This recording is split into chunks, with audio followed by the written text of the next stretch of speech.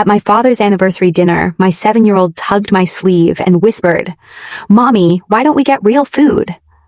I looked down at her plate. Plain rice. A single boiled egg.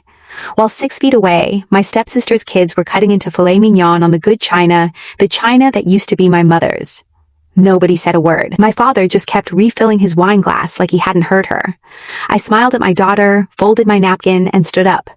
What none of them knew what I'd found 3 weeks earlier, buried in a folder my father wasn't supposed to leave unlocked, was about to end everything they thought they owned. Before I tell you what happened, comment where you're watching from, and subscribe if you believe quiet people are often the most dangerous ones in the room. My name is Marin Ellis. I'm 34, a freelance bookkeeper, raising my 2 kids alone since my divorce 2 years ago. Money's tight. I drive a car with 140,000 miles on it. But I've never once let my kids feel poor until that night. My father, Walter, remarried 4 years ago to a woman named Priya. She's polished, sharp-tongued, and has a way of rearranging a room just by walking into it.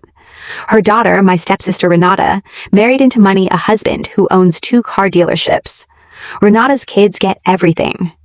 My kids get invited, technically. The anniversary dinner was Priya's idea of family unity celebration, she called it, at the restaurant my late mother used to manage before she passed. That restaurant meant everything to me. I didn't know yet that it wouldn't stay in family hands much longer. We arrived at 6. By 6:15, my kids were seated at a card table near the kitchen door. Renata's kids sat at the head table, laughing under string lights, plates stacked with food I couldn't have ordered off the menu even for myself. I told myself it was a mistake. A seating mix-up. I was wrong. 3 weeks before that dinner, I'd stopped by my father's house to drop off tax documents, the ones I still handle for him.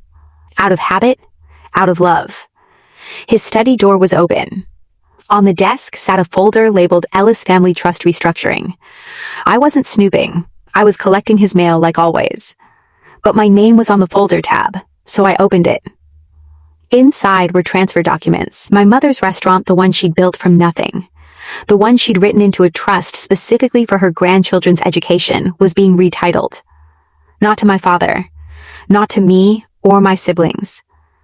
To Priya, fully, quietly, legally, if it went through. There was a notarized signature page dated 2 months earlier. My father's signature, and beside it, a clause dissolving the original trust by mutual agreement of surviving parties. I wasn't a surviving party. I was never asked. I photographed every page. Then, I put the folder back exactly where I found it, and I said nothing. Not yet. I spent those 3 weeks doing what I do best, reading fine print for a living. I pulled my mother's original trust filing from the county recorder's office. I confirmed the notary who signed off on the new transfer wasn't licensed in our state anymore. Her stamp had expired 11 months prior. That single detail meant the entire restructuring document was void. Not disputable. Void. I also found something else. Priya had already listed the restaurant property with a commercial broker, under a different name. Asking price, $890,000. Closing meeting scheduled for the following Monday, 4 days after the anniversary dinner. She wasn't just taking my mother's legacy. She was about to sell it before anyone noticed it was gone. I didn't confront her. I called my mother's old attorney instead, the one who drafted the original trust 20 years ago. He was still practicing. He remembered every clause. He didn't just confirm what I suspected. He filed an emergency injunction that Friday, the day before the dinner. So when my daughter whispered that she wanted real food, I already knew. I knew the sale was frozen. I knew the notary's expired stamp had already been reported to the state board. I knew Priya's broker had received a cease and desist that morning and simply hadn't told her yet. I stood up, walked my kids to the car, buckled them in, and drove them to the diner down the street. We got pancakes. My daughter got extra syrup and called it the best dinner ever. My phone started buzzing before we'd even ordered. By Sunday morning, Priya knew.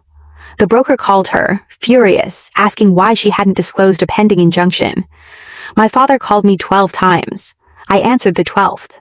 "You had no right," he said, voice shaking. "I had the right my mother gave me 20 years ago," I said. "You just forgot to check if it still existed before you signed it away." The Monday closing? never happened. The court voided the transfer within 3 weeks, citing the expired notarization and lack of trustee consent. Ownership reverted fully to the original trust, meaning the restaurant, and every dollar tied to it now belongs to me and my siblings, held for our children's education, exactly as my mother intended. Priya lost the property. She lost the buyer who walked away over the legal mess. And she lost something else. My father stopped defending her at family gatherings, because for the first time, he'd seen the paperwork himself. I didn't yell at that dinner table. I didn't need to. My daughter still talks about the pancake night like it was a treat. She has no idea it was the night I quietly ended a woman's plan to erase my mother's legacy from a folder she left unlocked. They thought a seating chart was harmless. They had no idea I was already holding the one document that made the whole table meaningless.